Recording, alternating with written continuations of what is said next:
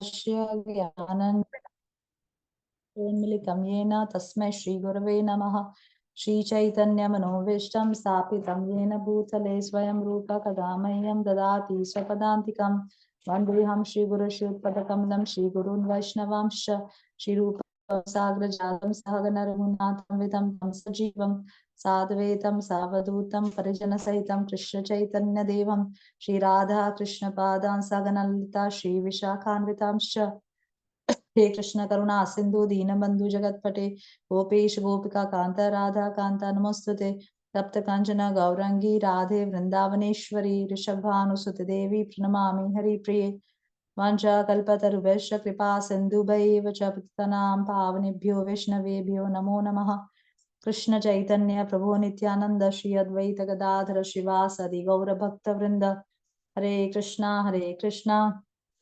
कृष्णा कृष्णा हरे हरे हरे राम राम राम हरे हरे। हरे कृष्णा। हरे कृष्णा। रचना माता जी, शिल्पा माता जी, welcome to Mahabharat class. हरे कृष्ण माता जी। हरे कृष्ण माता जी। हरे कृष्ण माता जी, प्रणाम। कृष्णा दीपिका माता जी, प्रणाम। Okay. We have already हरे कृष्णा दीपिका माता जी। हमने 2-3 सेशंस महाभारत ऑलरेडी कवर किया है, तो जहां तक हमने कवर किया है थोड़ा संक्षेप में बताती हूँ।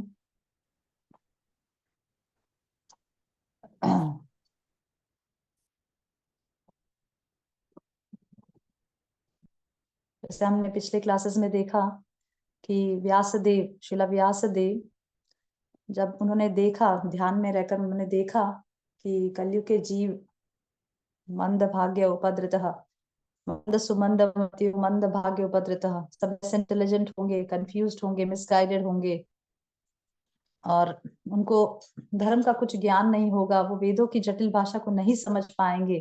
तो जब ये सब व्यासदेव ने देखा तो उन्हें चिंता हुई कि कलयुग के जीव किस प्रकार से वेदों के अर्थ को सही तरह से समझ पाएंगे।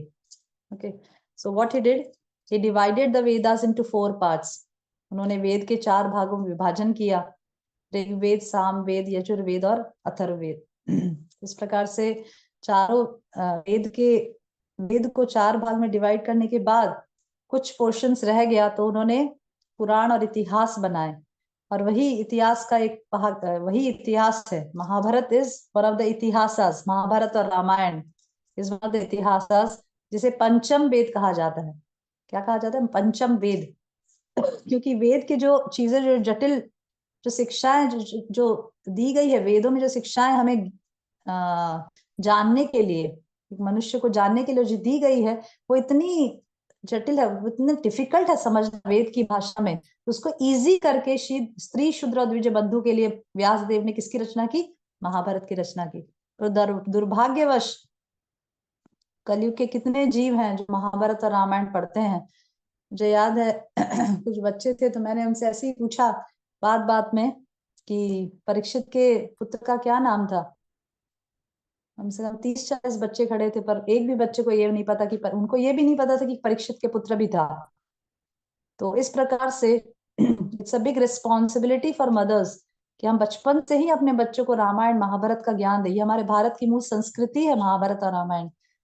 तो ये सब ज्ञान हमें बच्चे को बचपन से ही इनसे शिक्षाएं। Let the characters of Mahabharata be their ideal figures. हमें अपने बच्चों को इस प्रकार से रेज करना है कि ये जो महाभारत के जो फिगर्स हैं, ये जो कैरेक्टर्स हैं महाभारत में, कुंती महारानी, भीष्म पितामह, युधिष्ठिर महाराज, ये सब हमारे बच्चों के बचपन से आइडियल्स होना चाहिए।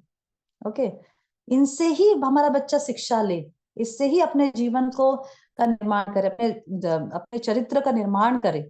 ओके, इस प्रकार से हम उनको बचपन से उनको इस प्रकार से स्टोरी सुनाना चाहिए, ताकि जब भी कुछ कैरेक्टर्स ध्यान हो, जब भी उसे कुछ एग्जाम्पल भी देना हो, तो हमें इन चरित्रों से देना चाहिए। उनको जीवन में कुछ शिक्षाएं भी सिखानी है, तो कुंती महारानी, द्रौपदी, पांडव, युधिष्ठिर महाराज, भीष्म पितामह, ये सब जो चरित्र हैं महाभारत में, उनसे सिखानी चाहिए, उनसे शिक्षाएं देनी चाहिए, तो वो एक सभ्य मनुष्य बन पाएगा। नहीं तो हम देख रहे कि पूरा समाज एक, जैसे मैंने आज कोट भेजा था, किस प्रकार से वैलेंटाइंस डे, जैसे आज वैलेंटाइंस डे है, तो कितना समाज कितना भ्रमित हो रहा है, कहाँ से कहाँ पहुंच गया वैलेंटाइंस। कितने लोगों को पता है कि भाई वैलेंटाइन शब्द का क्या अर्थ है? सब लोग जिस भाव में सब लोग जा रहे हैं उसी भाव में दौड़े जा रहे हैं, बिना अर्थों को समझे कि भाई वैलेंटाइंस मतलब क्या होता है। एक सेंट थे वैलेंटाइंस, जो ब्रह्मचारी थे। He was a celibate, he followed celibacy throughout the whole life. उन्होंने पूरा जीवन ब्रह्मचर्य का पालन किया था। और इसी दिन को हम, जो सेंट वैलेंटाइंस का जो डिसअपीयरेंस डे है, उसको हम किस प्रकार से संसार मना रहा है। एक लवर और लवेड एक दूसरे को फूल दे रहे हैं और पता नहीं किस प्रकार से क्या क्या कर रहे हैं इस दिन पे, इस पवित्र अवसर पर। और इतना भी हम जानने की उत्सुक नहीं कि भाई सही में ये वैलेंटाइंस डे का अर्थ क्या होता है। कितने लोग जानना चाहते हैं? Very few.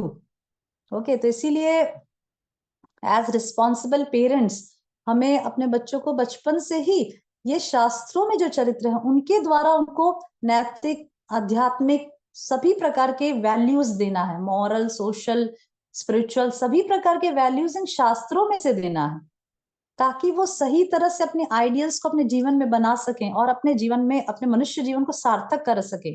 ना कि वैसे जो लोग जो खुद ही गड्ढे में गिरे हुए हैं, जिनके खुद ही चरित्र का ठिकाना नहीं, और उनको आइडियल्स बनाएंगे तो वो तो गड्ढे में गिरे ही हैं, हमारे बच्चों को भी गड्ढे में गिराएंगे। और हमारे बच्चे कौन है? They are the future generation of the society. समझ रहे हैं? हम तो ठीक है, हमने तो ज्ञान प्राप्त हो रहा है, पर बच्चों का क्या? बच्चा तो फ्यूचर जनरेशन ऑफ सोसाइटी है। ये गृहस्थों की एक बहुत बड़ी रिस्पॉन्सिबिलिटी है एक्चुअली गृहस्थ आश्रम में। It's not a very easy आश्रम। ये गृहस्थ आश्रम एकमात्र 4 आश्रम है, ब्रह्मचारी, गृहस्थ, वानप्रस्थ और संन्यास। उसमें जो गृहस्थ आश्रम है वो इतना इंपॉर्टेंट आश्रम है, जिसमें जो जिस जिस आश्रम में रहकर हम एक जीव को मौका दे सकते हैं कृष्ण भक्ति में आगे बढ़ने का। This is the only ashram in which we can do that ना। ब्रह्मचारी तो कर नहीं सकता, सन्यासी भी नहीं कर सकता, वानप्रस्थी भी नहीं कर सकता। सिर्फ गृहस्थ आश्रम एक ऐसा आश्रम है जिसमें स्त्री पुरुष संबंध बांधकर एक जीव को आमंत्रित करते हैं अपने गर्भ में। एक स्त्री अपने गर्भ में जीव को आमंत्रित करती है और उसे एक मौका दे सकती है कि भाई वो अपने मनुष्य जीवन को सार्थक कर सके। तो mothers have a very big responsibility. ये बहुत एक बच्चे को बड़ा करना, रेस करना कृष्णा कॉन्शियस वे में, this is a very big सेवा एक्चुअली। कई माताओं को मैंने देखा है, पूछते हैं कि कुछ सेवा नहीं है, हमारे पास कोई सेवा नहीं है, और बच्चों को इग्नोर करते रहते हैं। बच्चों को घर में छोड़ छोड़ के स्मार्टफोन्स के भरोसे और लैपटॉप्स और गैजेट्स के भरोसे छोड़ छोड़ के अलग अलग बहुत सारी मंदिरों में सेवा करते हैं। अरे वो सब सेवाएं तो आपको मैनेजमेंट के द्वारा दी गई है। इस बच्चे को कृष्णा कॉन्शियस वे में बड़ा करना, ये सेवा तो आपको स्वयं भगवान ने दी है। समझ रहे हैं? वो जीव जो आपके घर से बाहर आया है, उसको कृष्णा कॉन्शियस वे में, इसको कृष्णा कॉन्शियस बनाना, उसको भक्त बनाना, ये जो बड़ी जो सेवा है, ये तो स्वयं आपको भगवान के द्वारा निर्धारित किया गया। वो सब सेवाएं तो आपको मैनेजमेंट दे रहा है, तो कौन सी बड़ी सेवा है? So we should think that ये गृहस्थ आश्रम नॉट अ वेरी ऑर्डिनरी आश्रम कि अरे स्त्रियों को बस बच्चे ही पालना है और घर का काम ही करना है।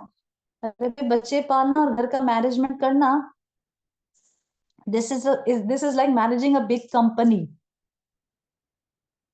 We all are mothers here. We all very well know कि हम किस प्रकार से घर को मैनेज करते हैं। एवरी डे हमें कुछ, एवरी डे प्रसाद बनाना है, घर को ठीक ठाक करना है, सभी सदस्य जो घर के हैं उनके रिक्वायरमेंट्स को पूरा करना है। इस प्रकार से वातावरण रखना है कि घर में आध्यात्मिक वातावरण रहे, हर व्यक्ति अपनी ड्यूटीज को अच्छे से कर पाए, हर व्यक्ति की जो रिक्वायरमेंट्स उसकी पूरी हो पाए। Is it a very simple thing to do? और वो भी एक दिन नहीं, एवरी डे। और ऐसा भी नहीं कि फैक्ट्री शाम को बंद हो जाती है। कंपनीज में तो शाम को 6 बजे फैक्ट्री बंद हो जाती है, यहाँ तो फैक्ट्री बंद ही नहीं होती। Whole day, from morning as soon as the eyes open, जैसे ही आंखें खुलती है, till the eyes is close at night, our work is on, we have our duties. रात में सोने से पहले तक के भी किसी को दूध देना है, किसी को सुलाना है, किसी को क्या चाहिए, किसी को क्या चाहिए, and then when everybody sleeps then we are relaxed. और तब तक हम खुद ही सो जाते, हम थक जाते पूरा दिन। Okay, so our duty, the most amazing amazing astonishing thing is, कई लोग बोलते you are a housewife, are you only a housewife? सोचा housewife itself is a big responsibility. Is it a very simple thing to raise children? एक बच्चों को बड़ा करना सिर्फ बड़ा ही नहीं करना, खिला पिला के तो हर मनुष्य, हर जानवर भी कर रहा है। जानवर भी हम देखते हैं, कुत्ते भी अपने पिल्लियों, जो पिल्ले जो होते हैं वो तो बल्कि बहुत ज्यादा संख्या में एक बार में करते हैं, हम तो सिर्फ एक ही करते हैं, या ट्विंस पैदा होते हैं, ज्यादातर तो एक ही पैदा होते हैं, उनकी तो ज्यादा संख्या में बच्चे पैदा होते हैं, तो भी दे टेक केयर। आप एक पपी के पास जाके देखिए, फिर देखिए आपको कुत्ता क्या करता है। He will not allow you to go to a single puppy, आप उठा के भी नहीं ला सकते उसको, आपको काट जाएगा। ठीक है, तो they are also taking care, so we are also taking care, so what is the difference? सिर्फ बच्चे को खिला पिला के उसके मटेरियल रिक्वायरमेंट्स को पूरा करना, that is not enough. We have to raise them, we have to tell them from the very childhood. कौमार आचरित प्राज्ञ, हमें बचपन से ही अपने बच्चों को कृष्ण भक्ति सिखाना है, मनुष्य जीवन के इंपॉर्टेंस को समझाना है कि मनुष्य जीवन कुत्ते बिल्लियों की तरह जीने के लिए नहीं है, इट्स अ बिग रिस्पॉन्सिबिलिटी। ये चीज एहसास उनके खून में डालना है, एहसास कराना है उनको अपने प्रैक्टिकल उदाहरण से। ऐसा नहीं कि कुछ रटाना है या कुछ उनको सीख देनी है। बच्चे ऐसे कुछ बोलने से नहीं सीखेंगे, they will first observe you. अगर हम मोबाइल स्क्रॉल करते रहेंगे और बच्चे को बोलेंगे अरे तू स्मार्टफोन में पूरा दिन टाइम वेस्ट करता रहता है, he will not listen to you। वो आपकी बात तभी सुनेगा जब आप उसके सामने उदाहरण प्रस्तुत करके दिखाओगे। कृष्ण भक्ति is also like that only.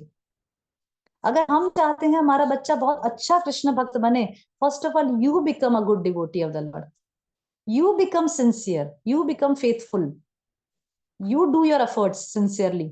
आप अच्छे से जप करिए, आप अच्छे से गुरु के प्रति शरणागति हुई, तब वो बच्चा भी उसी प्रकार से जब वो ऑब्जर्व करेगा कि हाँ मेरी माता कभी टाइम वेस्ट नहीं करती, she reads shastras, she preaches, she chant the holy name, तो ऑटोमेटिकली वो संस्कार उसके अंदर आएंगे। Because children learn more by example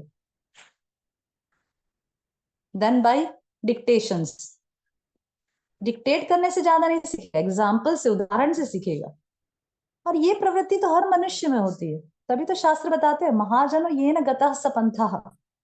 Mahabharat में बताया महाजनो ये न गतः स पंथः, हमें महाजनों के पद चिन्हों में चलना है। पर अभी छोटा बच्चा क्या महाजन समझे, उसके लिए तो महाजन उसके माता पिता है ना। जो छोटा बच्चा होता है उसको क्या महाजन पता चलेगा। अगर हम उसको बचपन से सिखाएंगे कि भाई द्रौपदी ऐसी थी, बहुत चेस्ट थी और बहुत अपने लगन से अपने घर को ध्यान रखती थी, वो सुन तो लेगा, he will hear the characters of Draupadi, पर वो जो कैरेक्टर्स आपने बताए हैं वो आपको पहले पालन करना पड़ेगा। सिर्फ उसको कैरेक्टर्स के बारे में लिस्ट दे दें कि भाई ये ऐसा था, ये वैसा था, और जब वो प्रैक्टिकली देखने जाएगा कि आप कैसे हो, you are quite different from the characters, तो वो एग्जाम्पल से ज्यादा सीखेगा rather than telling the stories. समझ रहे हैं? इसीलिए बच्चों को बचपन से मंदिर ले जाना चाहिए। मंदिर के वातावरण में उनको ज्यादा से ज्यादा जो वाइब्रेशंस होते हैं, जो स्पिरिचुअल वाइब्रेशंस होते हैं, जैसे जो बच्चा जब बहुत छोटा होता है बिलो 3 years, तो we can not do anything, वो बच्चा भी it's like he knows only eating and sleeping. Okay, so at that time we should take him more and more temple, to the temple, ताकि वो vibrations, जो spiritual vibrations है वो बच्चे के कान में डालते, वो संस्कार पैदा करते हैं। ऐसा मत सोचिए कि ये बच्चा क्या सुनेगा, नहीं, it's going inside the ear and it's creating a samskar in the mind, a spiritual samskara that will have a long time impact on his overall development। जो चीज उसके लंबे जीवन के लिए बहुत ओवरऑल इम्पैक्ट देगी, ये चीज हमें विश्वास होना चाहिए। We should have first faith on the holy name of the lord. ठीक है, we should develop faith, full faith तो किसी को बहुत डिफिकल्ट है, प्योर डिवोटी बनना तो बहुत डिफिकल्ट है, पर at least we should have develop that faith. तो वो चीज धीरे धीरे बच्चों के अंदर वो संस्कार पैदा होते हैं। Okay okay, coming back to our story. तो हमने देखा कि महाभारत में, आप सभी से अनुरोध है कि आप बच्चों को, सभी के बच्चे हैं घर में, आप सब बच्चों को अपने बचपन से ही महाभारत और रामायण का ज्ञान दीजिए, क्योंकि ये भारत की बहुमूल्य, वेरी वैल्यूएबल ट्रेजर है। आजकल भारत देश के लोग फॉरेन में जाने के लिए इतने लालायित हो रहे हैं, फॉरेन फॉरेन फॉरेन के जाने के लिए सब, they are hankering, everybody is hankering to go to the foreign countries, but nobody is realizing the real asset वहां पे गायों के मांस खाने वाले लोगों के साथ रहना पसंद करेंगे, पर यहाँ पर भक्तों के बीच में रहना नहीं पसंद करेंगे। They just want to go there and live among the society of those who are cow eaters. Most of them are eaters of beef eaters. Cow meat खाने वाले लोग हैं। ऐसे इतना we should feel fortunate कि हमें कहीं वहां हमें भारत देश में रहने के लिए वीजा नहीं रखना पड़ता, पासपोर्ट नहीं लेना पड़ता। ठीक है, I have seen, I know one Mataji, she's Spanish. She's Spanish Mataji. She is from Spain. Okay. और वो बार बार, she is a good friend of mine, तो वो मुझे बार बार बताती कि यू आर सो, जब भी मुझे मिलते हैं बोले यू आर सो फॉर्चुनेट कि आपको यहाँ रहने के लिए वीजा पासपोर्ट की जरूरत नहीं पड़ती, you are because you are born in India. मैं सोचा, मैं बोलती हूँ माता जी को कि माता जी, now the scenario has totally changed, most of the Indians want to go to Spain and foreign countries. बोलते कि why why they want to live, ना तो वहां कोई क्लाइमेट सुटेबल है, सूर्य भी नहीं उगता ज्यादा। यहाँ तो हमारे इंडिया में कितना सन का कितने दर्शन होते हैं, सन सुबह सुबह दिखाई देता है। फॉरेन कंट्रीज में तो ज्यादातर 6 महीने 7 महीने स्नोफॉल ही होते रहते हैं। You can not even have darshan of the sun. Climate is like, इसलिए प्रभुपाद बोले थे कि London is like hell because we can not see sun. Hell is like that only. Hell में भी सन वगैरह नहीं है, सूर्य का प्रकाश वगैरह नहीं आता है। ओके, तो इसलिए that's why we should inflict in our children that culture from the very beginning. ये सब चीजें बचपन से बच्चों के अंदर ये कल्चर इन्फ्लिक्ट करना चाहिए। हमारा भारत देश का जो कल्चर है, दिस इज कॉल्ड ट्रेनिंग। आज इतने सारे प्रॉब्लम समाज में क्यों दिखाई दे रहे हैं? Because there is no training. Prabhupada says कि स्त्रियों को चेस्टिटी की ट्रेनिंग देनी चाहिए बचपन से, और पुरुषों को ब्रह्मचर्य की ट्रेनिंग देनी चाहिए। ठीक है, बचपन से। ब्रह्मचर्य की ट्रेनिंग भी नहीं है, चेस्टिटी की भी ट्रेनिंग नहीं है। See what's happening in the society. Extra marital affairs, boyfriends, girlfriends, what is this? This is our Indian culture. ये हमारा इंडियन कल्चर है। बॉयज आर इतना ज्यादा। अभी मुझे सुनने में आया, एक मेरे जान पहचान के एक माता जी प्रभु जी थे, तो उनको अपने बेटी की शादी करनी है। तो व्हाट दे वर टेलिंग कि भाई अभी शादी करने के लिए, मतलब आई वाज सो एस्टोनिश्ड कि मुझे पता नहीं अभी शादियां कैसे हो रही है। तो वो क्या बताए, वो बोले कि अभी शादी करनी है तो किसी पे भी आप ट्रस्ट नहीं कर सकते। You can not trust any boy, you can not trust any girl. तो ऐसे इन्वेस्टिगेशन ब्यूरोज चलते हैं कि अगर आपको किसी भी लड़के के साथ शादी करनी है, ठीक है, तो आप प्राइवेट इन्वेस्टिगेशन ब्यूरोज हायर करते हैं पता करने के लिए कि भाई ये लड़का अच्छा है। तो वो ब्यूरो वाले उस लड़के के पीछे 24 आवर्स या 4-5 दिन तक उसका, या 4-5 दिन, शायद 15 दिन तक उसका इन्वेस्टिगेशन करते कि ये जो लड़का बोल रहा है वो सही में है कि नहीं। This is how marriages are going to take place. मैं सोचा बाप रे, हम तो जब शादी हुई, 20 साल पहले हमारी शादी हुई, तब तो हमने कभी सोचा भी नहीं कि भाई ये लड़का जो बोल रहा है वो सही है कि नहीं। But this is the scenario present. क्यों? क्योंकि पूरा समाज स्पॉइल हो चुका है। We can not trust girls, we can not trust boys. हम बोल नहीं सकते कि भाई ये लड़के के कितने अफेयर्स होंगे। हम बोल नहीं सकते कि लड़की वर्जिन है, is this a virgin girl, हम नहीं बोल सकते। We have no idea at all. Because, and why this is happening? Because of this internet, this smartphone, this WhatsApp, Instagram, Facebook. Because it was not there before 20 years, maybe शायद 15 years before भी नहीं था इतना ज्यादा। पर आज के समाज में हम देख रहे हैं इतना कंटामिनेशन क्यों हो रहा है? Because of this internet. Okay, internet have some good points also. जैसे हम इंटरनेट के माध्यम से सब लोग इकट्ठा होकर कृष्ण भक्ति, कृष्ण कथा कर रहे हैं, महाभारत की चर्चा कर सकते हैं। आप सब दूर दूर बैठे हैं तो भी हम एक साथ इकट्ठा होकर कर सकते हैं। पर because when we are using something in a wrong way, when we are using Krishna's energy in a wrong way, then see the result. So we have to save our children from this contamination, क्योंकि ये contamination हमारे बच्चों तक भी पहुंच सकता है। ऐसा तो है नहीं कि हमारे बच्चे भी इसी में रह रहे हैं ना। So she should have always an eye on them कि भाई किस प्रकार से वो स्मार्टफोन यूज कर रहे हैं. For this we have to restrict the, अगर ऐसा बच्चों में डालना है, for this we have to restrict the use of smartphones. ऐसे कई माताएं मैंने देखा है जो स्मार्टफोन नहीं यूज करते, उनके छोटे छोटे बच्चे स्मार्टफोन यूज नहीं करते, छोटा वाला मोबाइल रखते हैं, just to save their children from this smartphone. Okay, so we should be very cautious regarding this. Okay. Okay, तो हमने देखा कि महाभारत में, we'll just go for the summary whatever we have discussed. तो हमने देखा कि लोमहर्षण के पुत्र उग्रश्रवा सुता नैमिषारण्य में आते हैं, जहां पे सौनक आदि ऋषि, जो लोग पहली बार ज्वाइन हुए हैं उनके लिए कह रही हूँ कि वो लोग जो छूट गया जो लेक्चर्स, तो मैं थोड़ा रफ आइडिया दे रही हूँ कि क्या चल रहा है, क्या स्टोरी चल रही है हमारी. कि सौनक आदि ऋषि जो हैं वो नैमिषारण्य में 12 साल का सर्प नहीं, 12 साल का सत्र आयोजित किए हैं. 12 साल का सत्र, तब यज्ञ अनुष्ठान वगैरह नैमिषारण्य में, क्योंकि it's a hub of the universe. जो भी हम वहां करेंगे उसका इम्पैक्ट पूरे ब्रह्मांड में पड़ता है.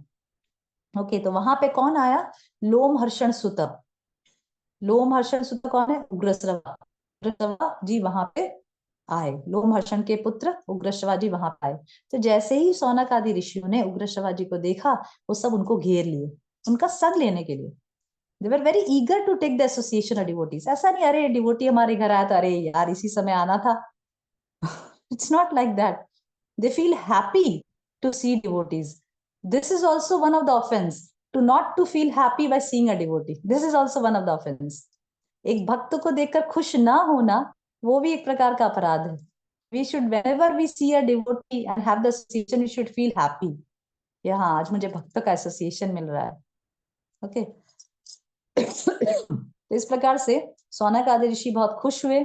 सौनक और जो दूसरे ऋषि थे वो सब लोग बहुत खुश हुए और उग्रश्रवा जी के घेर कर बैठ गए और उग्रश्रवा जी को आसन दिया, उनको आदर सत्कार किया और पूछा कि भाई आप कहाँ से आ रहे हैं. तो उग्रश्रवा जी ने कहा मैं परीक्षित नंदन जन्मेजय के सर्पक्षेत्र से आ रहा हूँ. वहां पे मैंने वैशंपायन जी के मुख से महाभारत की कथा सुनी. ठीक है, तो जब सौनक आदि ऋषियों ने ये सुना तो वो बहुत लालायित थे, हमें भी सुनाइए, हमें भी वो चित्र विचित्र अनेक कहानियां जो है वो हमें भी सुनने की इच्छा है. तो इस प्रकार से स्टोरी बिगिंस. तो वहां पे फिर उग्रश्रवा जी कह रहे हैं कि व्यासदेव ने अपने मन में महाभारत की रचना की, पर वो इच्छुक थे, वो चाहते थे कि महाभारत में कलयुग के जीवों के लिए किस प्रकार से प्रस्तुत कर सकता हूं. तो इस दुविधा में थे, तभी वहां पे कौन आए? ब्रह्मा जी आए.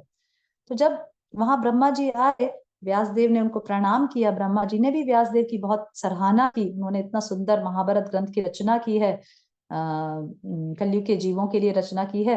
तो इस प्रकार से सुनकर बहुत प्रसन्न हुए हैं ब्रह्मा जी. तो व्यासदेव ने कहा कि अब ये किस प्रकार से मैं कलयुग के जीवों के लिए प्रस्तुत कर सकता हूँ, कैसे उनको ये अवेलेबल बनाऊं इसको. ठीक है, तो ब्रह्मा जी ने कहा कि कौन लिखेगा, इतने सारे 60 लाख श्लोक कौन लिखेगा. ठीक है, तो फिर ब्रह्मा जी ने कहा कि ठीक है, तुम इस प्रकार से गणेश जी की आराधना करो, गणेश जी को का स्मरण करो. ठीक है, इस प्रकार से उनसे कहा. तो व्यास देव ने बहुत प्रेम, बहुत रेस्पेक्ट ली, गणेश जी को स्मरण किया. गणेश जी को जैसे ही उन्होंने गणेश जी के स्मरण किया, इस कार्य के लिए गणेश जी वहां पे उपस्थित हो गए. गणेश जी वहां पर उपस्थित हो गए. तब व्यास जी ने गणेश जी से कहा कि आप प्लीज आप ये महाभारत की रचना को लिखित रूप में अवेलेबल करेंगे, आप लिखने की कार्य, जो सेवा है महाभारत की वो आप करेंगे. तो गणेश जी ने कहा ठीक है, पर एक शर्त है कि यदि मेरे कलम एक क्षण के लिए भी ना रुके, यदि मेरा जो कलम है वो एक क्षण के लिए भी ना रुकेगा, तो मैं आपका महाभारत लिखने के लिए रेडी हूँ, आपका जो ग्रंथ है महाभारत को लिखने के लिए रेडी हूँ. तो व्यास जी सोच में रह पड़ गए कि भाई एक क्षण तो रुक भी सकते हैं. तो व्यास ने कहा ठीक है, आपकी ये शर्त है तो मेरी भी एक शर्त है कि अगर आप बिना समझे कोई भी श्लोक नहीं लिखेंगे, आप पहले समझेंगे फिर लिखेंगे. ठीक है, तो गणेश जी बोले ठीक है तथास्तु, मैं ऐसा ही करूंगा. इसीलिए हम देखते हैं कि महाभारत में 8800 श्लोक इस प्रकार के हैं जिसको महाभारत की गांठ बताई है, नॉट्स ऑफ महाभारत. और इसकी रचना व्यासदेव ने क्यों करी है 8,800 श्लोकों की? ताकि बीच बीच में 15, 20, 25 श्लोकों के बाद एक एक गांठ दी है। क्यों? नोट्स। क्यों?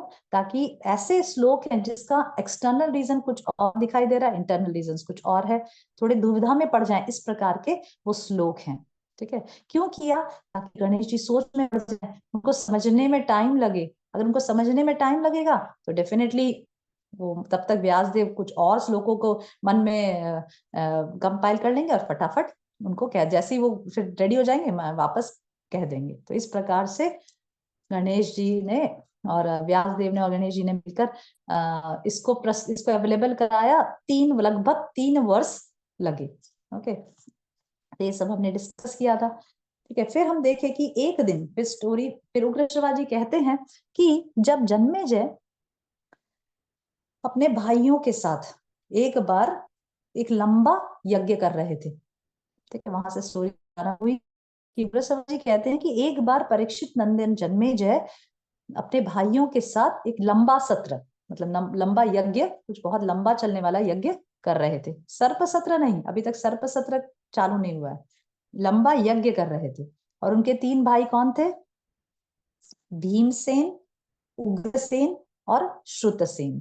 ठीक है, ये उनके 3 भाई थे। तो इस प्रकार से अपने भाइयों के साथ कर रहे थे। तभी वहां पर स्वर्ग की स्वर्ग की कुतिया सरमा, ठीक है, उसका पुत्र सारमेय दौड़कर आ गया।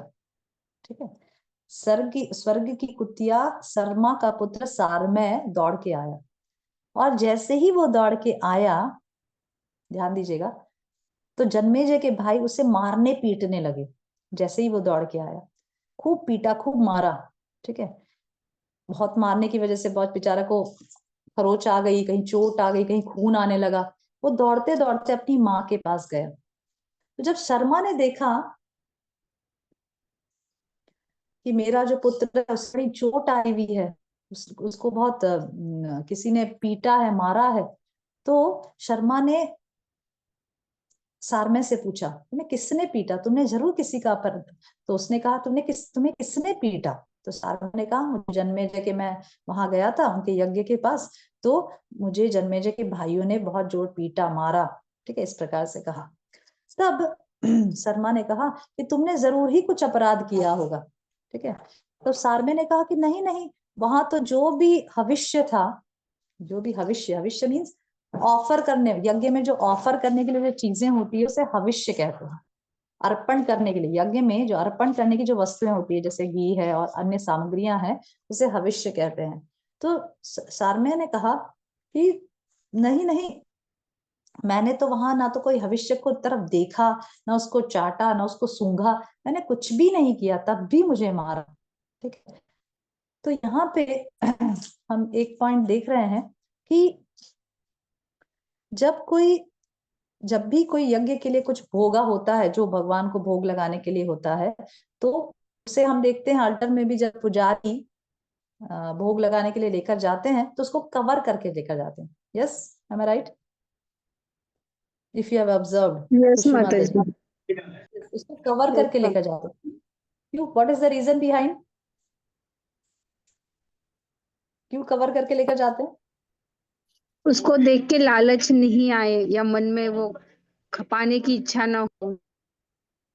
यस, क्यों कवर करके लेके जाते हैं? ताकि उसको देखकर एक ऐसी भावना भी आ जाए कि अरे कितना स्वादिष्ट है, मैं जब खाऊंगा तो मुझे कितना स्वाद लगेगा। इस प्रकार से भी अगर वो भोग भोग लिया गया है किसके मन से भी, तो वो भोग लगाने के लिए वस्तु क्या बोलते हैं, it's not good to offer to the lord. वो अभी वो लायक नहीं, क्या बोलते हैं, एलिजिबल, वो फिट नहीं है। वो जो भोग अभी फिट नहीं है भगवान को भोग लगाने के लिए। अगर हमें अरे मन में ऐसे भी भावना आ जाती है, ठीक है, इसको कवर करके लेकर जाया जाता है। इसीलिए यहाँ देखते हैं कि सारमेय ने शर्मा से क्या कहा अपनी माँ से कि मैंने तो वहां के हविष्य को ना देखा, न चाटा, न सूंघा, कुछ भी नहीं किया, तब भी उसने हमें मारा। ठीक है, तो इस प्रकार से हम देखते हैं कि जानवरों से भी हमें, अगर किसी ने कोई जानवर पाले हैं अपने घर में, तो हमें ध्यान रखना चाहिए कि जानवरों को भी कभी जो भोग हम भगवान को लगाने जा रहे हैं तो जानवरों को बिल्कुल भी नहीं दिखा, क्योंकि उनमें तो ज्यादा इस प्रकार से खाने की टेंडेंसीज रहती है। ओके, तो यहाँ पे तो फिर जब शर्मा ने शारमे से पूछा कि भाई कुछ भी तुमने अपराध किया, तो शारमे ने कहा नहीं, मैंने कुछ भी अपराध नहीं किया है। तब जाके शर्मा गई, बोले ठीक है मैं जाके पूछती हूँ। तो तो फिर शर्मा गई वहां पे जहाँ जन्मेजय का यज्ञ चल रहा था। तो शर्मा ने उनसे कहा कि तुमने बिना अपराध मेरे पुत्र को मारा है, इसलिए मैं तुम्हें श्राप देती हूँ। सोचो, ये स्वर्ग की कुतियां भी इतनी एलिजिबल है कि शी कैन ऑल्सो गिव कर्स। तो शर्मा ने श्राप दिया कि मैं तुम्हें श्राप देती हूँ कि जिस प्रकार से तुमने बिना कारण मेरे बच्चे को, मेरे बेटे शारमय को मारा है, उसी प्रकार से तुम्हें भी अचानक ही कोई महान भय आएगा, बिना कारण। क्योंकि तुमने बिना कारण मेरे पुत्र को मारा ना, इसीलिए तुम्हें भी बिना कारण कोई महान भय का सामना करना पड़ेगा। सी द लेसन, मतलब see the story, what the story is teaching us, कि अगर हम भी बिना कारण के किसी को अगर दुख दें, जिसने हमें कुछ भी नहीं किया, तभी हम बिना कारण किसी जानवर को पीटते हैं, या अपने हंसी के लिए, अपने फन के लिए किसी को पीटते हैं या मारते हैं। जैसे हम देखते हैं ना, कई बार बच्चे या बड़े भी, या कुत्तों को या बिल्ली को, किसी को पत्थर फेंकते हैं या मारते हैं या उनको कष्ट देते हैं और उसमें आनंद करते हैं। ठीक है, और जैसे फॉरेन में गाय को मार के खाते हैं, वो तो बहुत ही बड़ा जघन्य अपराध है। ठीक है, तो इस प्रकार से अगर कोई, यहाँ पे देखिए अनजाने में, मतलब बिना कारण जन्मेजय के भाइयों ने शारमय को मारा, जिसकी वजह से उनको क्या श्राप मिला कि उनको एक अचानक से, बिना कारण अचानक से उनको एक महान भय का सामना करना पड़ेगा। ठीक है, so see the result, how the karma is acting. समझ रहे हैं? हमें कई बार लगता है कि अरे बेचारा एक कितना सीधा साधा इंसान था, उसको एक महान भय आ गया अचानक से। No, it's not something which is happening accidentally. ऐसा नहीं कि एक्सीडेंटली कुछ हो रहा है, नहीं, it's the karmic reaction that we are facing. It's the karmic reaction that we are facing. We must have done something wrong in our past life. जैसे यहाँ पे जन्मेजय के भाई ने बिना कारण मारा, तो क्या परिणाम हुआ? उनको शर्मा ने श्राप दिया कि जिस प्रकार से तुमने बिना कारण मारा, उसी प्रकार से तुम्हें भी अचानक से बिना कारण कोई महान भय आएगा। ओके, तो सी द कारण, इसलिए we should be very cautious, किस चीज का कर्म हमें किस कब भुगतना पड़े। We should be very cautious regarding doing any activity. कोई भी कार्य करते समय हमें बहुत ध्यान पूर्वक करना चाहिए। हम कई बार ऐसे ही भी कैजुअली भी कर देते हैं। No, we have to bear the fruit. We have to bear the reaction of that karma. Okay. Okay, so we should be very cautious. तो यहाँ पे जैसे ही शर्मा ने जन्मेजय के भाइयों को श्राप दिया, जन्मेजय डर गए। ठीक है, वो यज्ञ समाप्त होने पर वे हस्तिनापुर आए और एक योग्य पुरोहित ढूंढने लगे जो इस अनिष्ट को शांत कर सके। क्योंकि ये अनिष्ट हो गया, बिना कारण एक अनिष्ट हो गया ना, उनको श्राप मिला कि भाई बिना कारण आपको एक महान भय अचानक से आएगा। तो ये सोचकर वो थोड़े चिंतित हो गए, तो वो एक पुरोहित को ढूंढने लगे। ठीक है, who is a purohit? Purohit means one who can give good advice to the king. ठीक है, he can give good advice to the king that how he can counteract that curse. पुरोहित मतलब क्या? हर राजा का एक पुरोहित होता है। ठीक है, हर राजा का एक पुरोहित होता है जो उसको अच्छी सलाह देता है। अगर कोई राजा संकट में पड़ जाए तो उसको सलाह देता है कि भाई तुम इस संकट से इस प्रकार से बाहर आ सकते हो। इस प्रकार से पहले अरेंजमेंट होती थी राजाओं के पास पुरोहित की। ठीक है, इसीलिए जन्मेजय जब ये अनिष्ट हुआ तो इस अनिष्ट को शांत करने के लिए पुरोहित की खोज करने लगे। ठीक है, तो जब वो ढूंढने के लिए बाहर निकले, अपने महल के बाहर जब अपने प्लेसेस अलग अलग जगह घूमने लगे, तब उन्हें श्रुतश्रवा नाम के एक ऋषि मिले। मतलब वहां एक आश्रम दिखा, और वो आश्रम किसका था? श्रुतश्रवा ऋषि का आश्रम था। तो वो जब अंदर प्रवेश किए तो उन्होंने देखा कि उनका एक तपस्वी पुत्र है, उसका नाम है सोमश्रवा। ठीक है, तो जब जन्मेजय ने सोचा ये तो बहुत तपस्वी पुत्र है, बहुत तेजस्वी लग रहा है, तो मैं सोमश्रवा को अपना पुरोहित चुनता हूँ। ठीक है, तो उन्होंने श्रुतश्रवा से रिक्वेस्ट किया कि क्या आप अपने बेटे को मेरा पुरोहित बनाएंगे।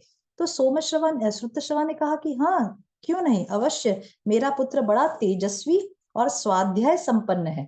ठीक है, अवश्य ही वो आपका पुरोहित बन सकता है, पर बस एक ही चीज है जो चीज मैं आपका ध्यान में लाना चाहता हूँ। तो बोले वो क्या है? वो ये है कि एक गुप्त व्रत, मेरा जो पुत्र है वो एक गुप्त व्रत से बंधा हुआ है। क्या व्रत है उसका? एक गुप्त व्रत क्या है उसका? कि वह यह है कि यदि कोई ब्राह्मण इससे कोई चीज मांगेगा तो वह उसे अवश्य दे देगा। यदि तुम ऐसा कर सको तो इसे ले जाओ। तो उसने जन्मेजय से ऐसा कहा, श्रुतश्रवा ने, कि मेरा बेटा ऐसे तो बहुत स्वाध्याय संपन्न और बहुत ही तेजस्वी और तपस्वी है, पर उसका एक प्रॉब्लम, उसका एक गुप्त व्रत है। ये व्रत है कि अगर कोई भी ब्राह्मण उसके सामने आके कोई चीज मांगेगा तो उसे अवश्य ही दे देगा, कोई भी वस्तु क्यों ना हो। वो अगर उससे मांगेगा, सोमश्रवा से मांगेगा, तो वो उसको दे देगा। अगर आपको ये मंजूर है तो आप इसको अपना पुरोहित बना लीजिए। जन्मेजय ने बोला ठीक है, नो प्रॉब्लम, हम इसको अपना पुरोहित बनाते हैं।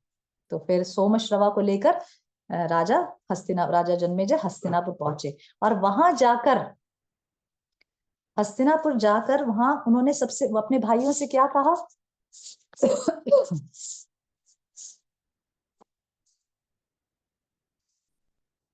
वहां पर जाकर उन्होंने अपने भाइयों से कहा कि ये सोमश्रवा जो है वो हमारा पुरोहित है, तुम लोग बिना विचार के ही इनकी आज्ञा का पालन करना।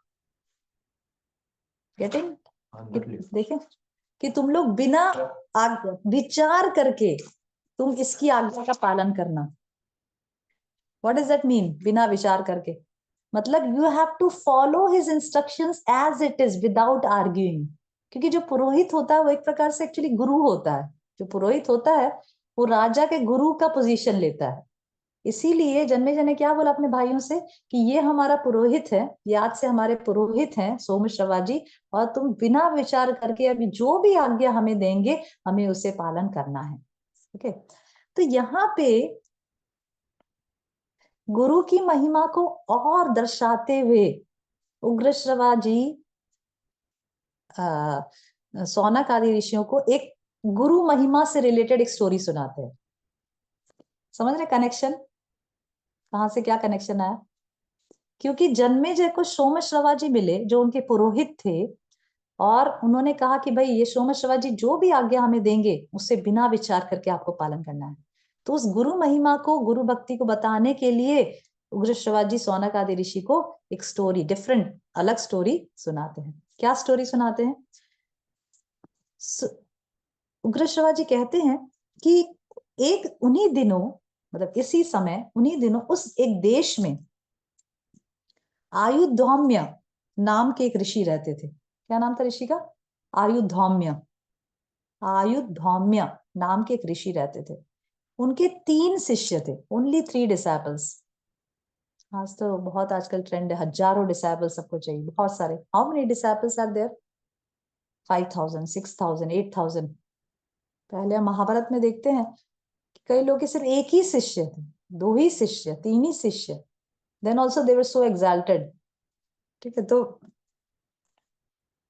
आयुधौम्य के 3 शिष्य थे। क्या क्या थे? आरुणि, उपमन्यु और वेद। और तीनों ही गुरु को पूरे शरणागत थे। ठीक है, तो गुरु की महिमा शास्त्रों में बहुत दी गई है।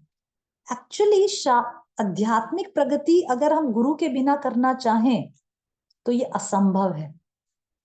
ठीक है, जिस प्रकार से अगर कोई एक एक्सपर्ट डॉक्टर बनना चाहता है तो क्या वो बिना एक्सपर्ट डॉक्टर जो है, टीचर जो है, एक एक्सपर्ट टीचर के अंडर ट्रेन हुए बिना क्या वो एक एक्सपर्ट डॉक्टर बन सकता है?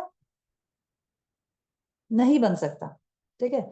उसको अगर खुद एक अलग से क्लिनिक खोलना है, एक डॉक्टर, एक्सपर्ट डॉक्टर बनना है किसी फील्ड में, कोई आई स्पेशलिस्ट बनना है या हार्ट सर्जन बनना है, तो उसको पहले एक टीचर के अंदर, एक ऑथराइज टीचर के अंडर में रहकर उसको ट्रेन होना पड़ता है, उसको शिक्षा प्राप्त करनी पड़ती है, एग्जाम्स लिखनी पड़ती है, पास होना पड़ता है, और फिर उस टीचर के अंडर में ट्रेन होना पड़ता है।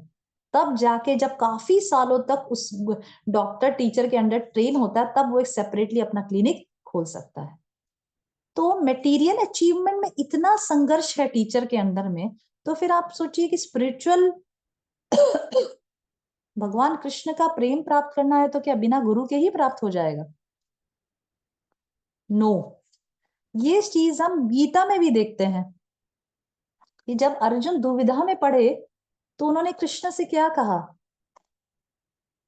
कृष्ण से सबसे पहले क्या कहा भगवान कृष्ण से कि आप मेरे क्या बन जाइए? कार्पण्य दोषोपहता स्वभाव पृच्छामि त्वां धर्म सम्मूढ़ चेता यश्रेयशान् निश्चितं ब्रूहि तन्मे शिष्यस्ते अहं साधि मां त्वां प्रपन्नम। हे कृष्ण, अब आप मेरे गुरु हैं और मैं आपका शिष्य हूं। अब आप मेरी अज्ञानता को दूर करिए। So this is the example Arjuna is setting, ठीक है। This is what we are learning कि अगर हम अज्ञानी हैं, अज्ञानता में हैं और हम ज्ञान की खोज करते हैं, तो हम सबसे पहले कौन चाहिए? गुरु चाहिए। ओके। और इवन जब हम कहते हैं ओम अज्ञानतिमिरन्धस्य ज्ञानंजनशलाकया चक्षुरुन्मीलितं येन तस्मै श्री गुरवे नमः। हे गुरुदेव, आप अज्ञान रूपी अंधकार से मुझे प्रकाश की तरफ लेकर जा रहे हैं। Isn't this is a very big thing? एक व्यक्ति को अज्ञानता से ज्ञान में लेकर जाना, it's requires a lot of, क्या बोलते हैं, Endeavour. Guru is not an ordinary person, ठीक है। जैसे हम गाते हैं मंगल आरती में भी, यश प्रसादात भगवत प्रसादो यश प्रसादान न गति कुतोपि नयांस्तु वामस्तस्य यशस्त्री संध्याम वंदे गुरु श्री चरणारविंदम। यश प्रसादात भगवत प्रसादो, आपके प्रसाद से ही मुझे भगवत प्रसाद प्राप्त होगा। आप ही तो कृपा मूर्ति हैं, आप कृपा की मूर्ति हैं, भगवान की कृपा की मूर्ति है साक्षात आप। आपसे ही मुझे भगवान की कृपा प्राप्त होगी। डायरेक्टली भगवान के पास जाएंगे तो कुछ नहीं प्राप्त होगा, कुछ नहीं मिलने वाला। गुरु के माध्यम से कृष्ण प्राप्त होते हैं। ओके। इसीलिए अगर कोई व्यक्ति सोचे कि मैं डायरेक्ट ही डॉक्टर बन के क्लिनिक खोल के बैठ जाऊं, तो संभव है नहीं। पहले एक्सपर्ट ट्रेनिंग लेना पड़ता है एक एक्सपर्ट डॉक्टर के अंदर में, जो जिसने खुद अध्ययन किया है, जिसने साक्षात्कार किया है। उसी प्रकार से जिसने कृष्ण भक्ति में जो पारंगत हैं, जो सेल्फ रियलाइज सोल्स हैं, उनके अंडर में रहकर उनसे शिक्षा प्राप्त करके हमें कृष्ण भक्ति में आगे बढ़ना है। मनमाने ढंग से नहीं कर पाएंगे। मनमाने ढंग से हमें कुछ प्राप्त नहीं होने वाला, कुछ भी प्राप्त नहीं होने वाला। अननेसेसरी समाज में उत्पात फैलेगा और कुछ नहीं होने वाला। जब हम आचार्यों की शिक्षाओं के अनुसार भक्ति का अभ्यास करते हैं, तब हमें कृष्ण प्राप्त होंगे। Because they have seen the truth, क्योंकि उन्होंने देखा है कि इस प्रकार से उन्होंने राह को खुद क्रॉस किया है। Okay, they have shown us the path. Okay, so we have to go through the guru. इसीलिए गुरु भक्ति बहुत इंपॉर्टेंट है, गुरु को शरणागति बहुत इंपॉर्टेंट है। ये हम आचार्यों के जीवन से भी सीखते हैं। सबसे हमारे लेटेस्ट श्रीला प्रभुपाद के जीवन को ही देख लीजिए, कितने शरणागत अपने गुरु के प्रति। He was so surrendered to his गुरु। हर इस वाक्य में अगर शिला प्रभुपाद को कोई कहता था कि आपका सक्सेस, आप किसको, मतलब you are so successful in preaching, Prabhupada कहते थे it's not my success, it's my guru success. सोचिए, अगर हमको इतना छोटा सा भी कोई बड़ा सेवा कर दें, हमारे में अहंकार आ जाता है कि मैंने किया। But Prabhupada always used to say that it's not my success, it's not, nothing is mine, it's everything is given by my guru. Okay, तो ये सब हमें आचार्य सिखा रहे हैं। भगवान श्री कृष्ण धरती पर अवतार लिए, उन्होंने गुरु एक्सेप्ट किया। भाई भगवान को गुरु एक्सेप्ट करने की क्या जरूरत है? भगवान को कौन सा ज्ञान लेना है? सब कुछ तो भगवान से आ रहा है, हर चीज तो, सारा ज्ञान तो भगवान से आ रहा है। भगवान कृष्ण ने संदीपनी मुनि को एक्सेप्ट किया। चैतन्य महाप्रभु 500 साल पहले कलयुग में भक्त के रूप में अवतार लिए। कृष्ण भगवान भक्त के रूप में अवतार लिए, गुरु एक्सेप्ट किया, ईश्वरपुरी। तो इस प्रकार से ये सब हमें क्या सिखा रहे हैं? भगवान साक्षात हमें क्या सिखा रहे हैं कि भाई गुरु के बिना मुझे प्राप्त करना असंभव है। और प्रॉब्लम ये है, हम गुरु में ही खोट देखना शुरू करते, गुरु को साधारण व्यक्ति समझते हैं। साक्षात हरित्वेन समस्त शास्त्रेर, गुरु is the representative of Lord Hari. समझ रहे? गुरु is the representative of Lord Hari. वो भगवान का प्रसाद हमें देने के लिए आए हैं, वो भगवान की कृपा प्रदान करने के लिए हमारे लिए यहाँ पे इस धरती पर अवतार लिए हैं। ओके, तो इस प्रकार से इसे महाभारत भी हमें सोचिए गुरु भक्ति सिखाता है। सबसे फर्स्ट आदि पर्व में ही गुरु की कितनी महिमा बताई गई, क्योंकि गुरु की कृपा के बिना कोई भी शास्त्र को हम साक्षात्कार नहीं कर सकते। वो महाभारत हो, रामायण हो, भागवत हो, गीता हो, सभी चीज का ज्ञान पढ़ तो सकते हैं, पढ़ना एक अलग चीज होती है, पढ़ना और उसका साक्षात्कार करना अलग है। सिर्फ थियोरिटिकल नॉलेज अलग होता है और एक रियलाइज नॉलेज भी तो होता है। थ्योरी तो कोई भी पढ़ जाएगा, संस्कृत का ज्ञान ले लो, कॉलेज बहुत बड़े बड़े संस्कृत के कॉलेज हैं, वहां संस्कृत की शिक्षा ले लो, बस गीता के सारे श्लोक आपको समझ में आने लगेंगे, आपको ट्रांसलेशन भी पढ़ने की जरूरत नहीं है। But that will not give you realized knowledge, that will be only theoretical knowledge। Realization नहीं प्राप्त होगा। भगवान जब बोले ददामी बुद्धि योगम तम तेन माम उपयांति थे, भगवान बोलते कि सततम कीर्तन, जो मेरा निरंतर सततम मेरा कीर्तन करता है उसको मैं ददामी बुद्धि योगम, उनको मैं बुद्धि देता हूँ। तो मैं अरे मैं तो ऐसे ही पढ़ के बुद्धि प्राप्त कर लूंगा। अरे वो वाली मर्जी वाली बुद्धि नहीं, अंदर से साक्षात्कार कराते हैं भगवान। प्रेम कोई बाहरी चीज नहीं है। जो कृष्ण जो प्रेम है वो कोई आर्टिफिशियल कोई आवरण, प्रेम क्या बाहरी होता है क्या? प्रेम तो अंदर से आता है ना। It's a spontaneous affection for the Lord. एक प्रियतम को अपने अपने लवर को, लवर्ड को याद करने के लिए अंदर से एंडेवर नहीं लगाना पड़ता। वो कोई भी वस्तु देखता है उसमें उसको अपने लवर्स याद आते हैं। ही रिमेम्बर हिज लवर। रेड वस्तु देखता है तो सोचता है मेरे प्रिय लवर को रेड चीजें बहुत पसंद है। कुछ भी देखता है, चीजें देखता है, खाना देखता है, कुछ भी होता है उसको अपना लवर याद। इस प्रकार का स्पॉन्टेनियस प्रेम हमें कृष्ण के लिए आना चाहिए कि कोई भी वस्तु देखें, पानी पिए तो भगवान याद आए, किसी बुद्धिमान व्यक्ति को देखें तो यार इसकी बुद्धि की जो शक्ति है वो भगवान है।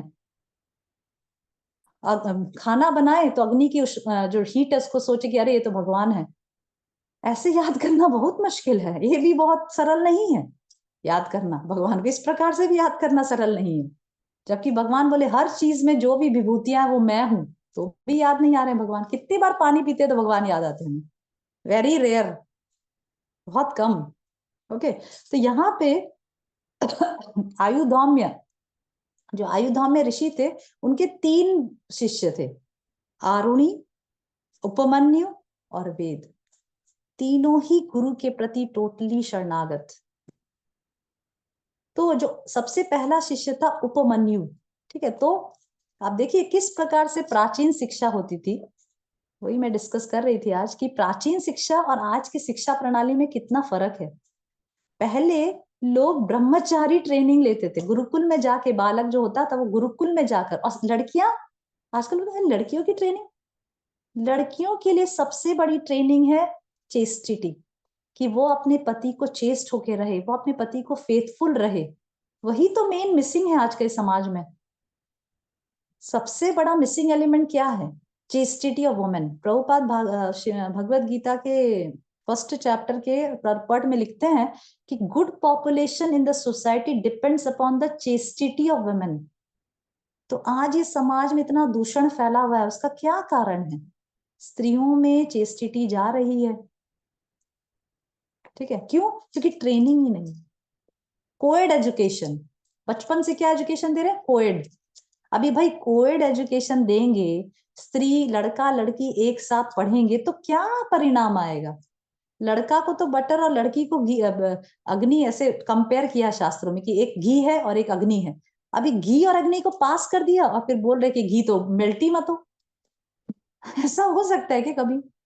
इंद्रियां इतनी प्रबल है बड़े बड़े ऋषि मुनि भी एक चीज का बहुत ध्यान रखते थे, वो थे कि अपोजिट सेक्स के साथ कभी वार्तालाप नहीं करते थे, अपोजिट सेक्स के साथ कभी डीलिंग नहीं करते थे। बाकी भले ही जैसे गौर कृष्ण महाराज,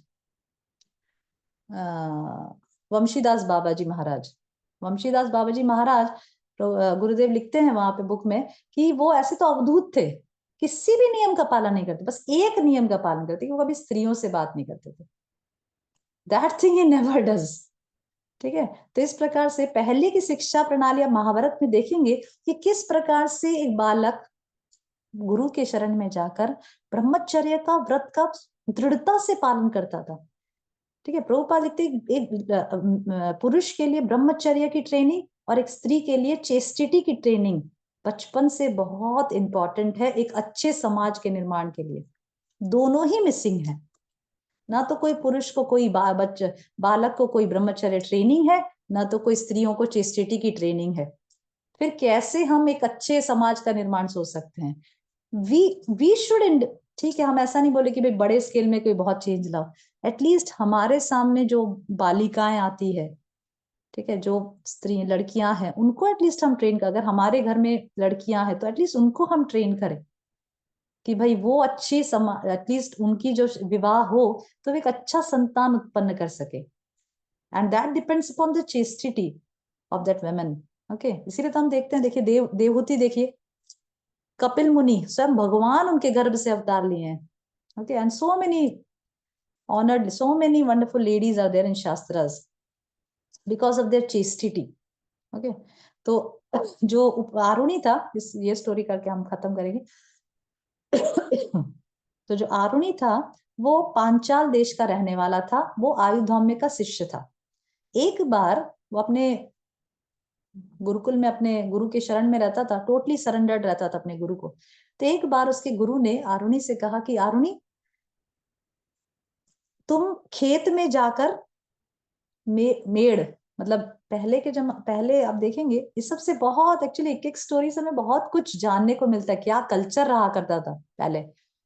तो कल्चर देखिए क्या था कि जो ब्राह्मण थे, गुरु तो ब्राह्मण है ना, तो ब्राह्मण है वो भी थोड़ा वैश्य, मतलब थोड़ा खेती वगैरह करते थे। पहले ब्राह्मण भी थोड़ा खेती करते थे, ऐसे लार्ज स्केल में ट्रेडिंग के लिए नहीं, पर अपने एटलीस्ट अपने कंजम्पशन के लिए उगाते थे, जितना उनको जरूरत है उतना उगाते थे। ठीक है, और जो गुरु के अंडर में जो डिसाइपल्स होते थे वो सब अपने गुरु को खेती में हेल्प कर देते, थोड़ा सा उनको भी ट्रेनिंग मिलती थी, और उनको ट्रेनिंग मिलती थी, साथ साथ उनको सेवा, बहुत सारी सेवाएं होती थी। गुरु जो भी सेवा बोलते थे, जाओ लकड़ी काट के लाओ, जाओ, क्योंकि सारा कुछ हाथ से ही करना है ना, घी भी हाथ से निकालना है, कोई मशीन तो है नहीं, चूल्हा भी लकड़ियों से जलाना है, साफ सफाई करना है, सब कुछ, वॉशिंग मशीन भी नहीं कि कपड़े धुल जाए, कपड़े भी धोने हैं, बहुत सारा thousands of services were there.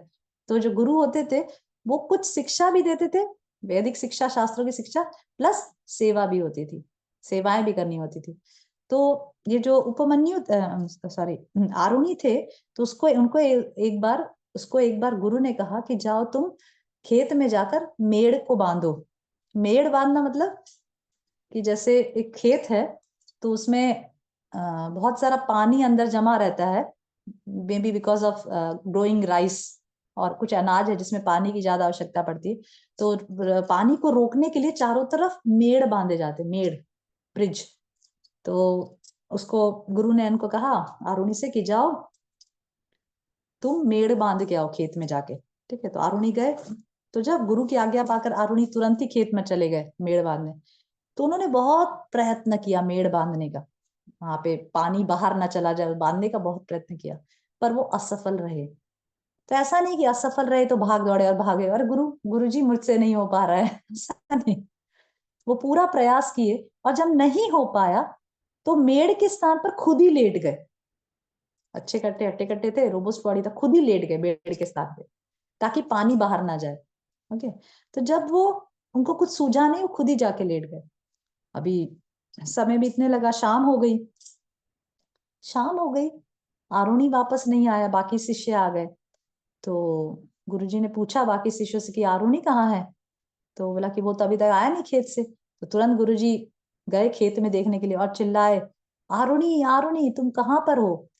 तो आरुणी तो मेड़ के स्थान पर खुद ही लेटे थे, तो जैसे ही गुरु की आज्ञा सुने तुरंत उठ के वहां से आ गए। और तब गुरु ने कहा कि अरे तुम कहाँ थे? तो आरुणी ने बताया कि आपने मेड़ बांधने के लिए कहा था, पर वो मुझसे हो नहीं पाया, मुझसे मेड़ बंधी नहीं, इसलिए मैं खुद ही जाके लेट गया। ये सुनकर गुरु से इतने अत्यंत प्रसन्न हुए। क्यों?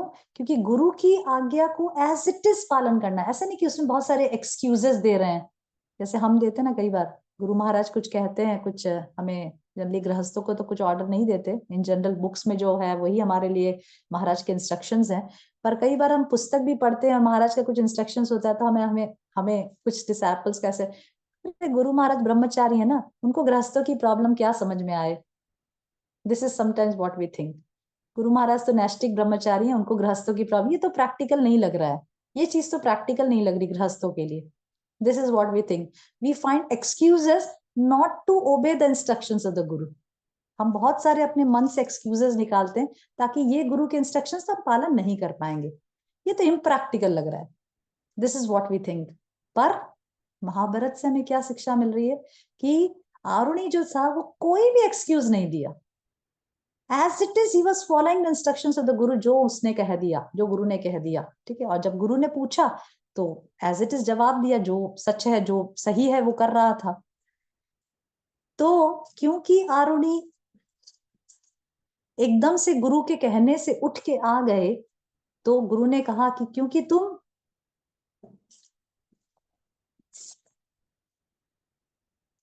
मेड़ के बांध को उद्दलन करके उठ खड़े हुए हो, इसीलिए तुम्हारा नाम आज से क्या हो जाएगा? उद्दालक। क्योंकि वो एकदम गुरु की आज्ञा से उठ के खड़ा हो गया ना। उद्दालन, उद्दालन मीन्स तोड़ फोड़ करके खड़े हो जाना, मेड़ को तोड़ फोड़ करके खड़े हो जाना, दैट इज कॉल्ड उद्दालन। तो इसीलिए उसका नाम क्या रख दिया? उद्दालक। और गुरु, और तुमने मेरी आज्ञा को एज इट इज पालन किया है, इसीलिए तुम्हारा और भी कल्याण होगा और सारे वेद और धर्म शास्त्र तुम्हें ज्ञात हो जाएंगे। This is the benediction given by the गुरु, कि सारे वेद और धर्म शास्त्र तुम्हें ज्ञात हो जाएंगे। ज्ञात हो जाएंगे मतलब अब जब तो पढ़ेगा, it will all be revealed, साक्षात्कार हो जाएगा सब ज्ञान का तुम्हें। जो भी ज्ञान, जैसे हम सुबह गाते ना, गुरुमुख पद्म वाक्य चित्ते करी आके आर न करी हमाने आशा। This is what Prabhupada said Guru Puja में, वी एवरीडे सिंग गुरुमुख पद्म वाक्य चित्ते करी आके आर न करी हमाने आशा। Everyday we sing, but then again we come to our same routine. Okay, so we should be very devoted to our guru, we should be very surrendered to our instructions of our guru. This is what the acharyas have taught for a successful Krishna conscious life. Okay, okay, thank you very much. We'll continue the story next time. Any questions, any comments on this?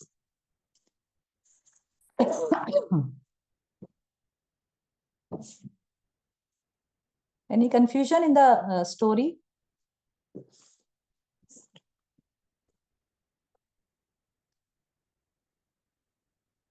Okay, Hare Krishna. We'll start the Gita class. Thank you.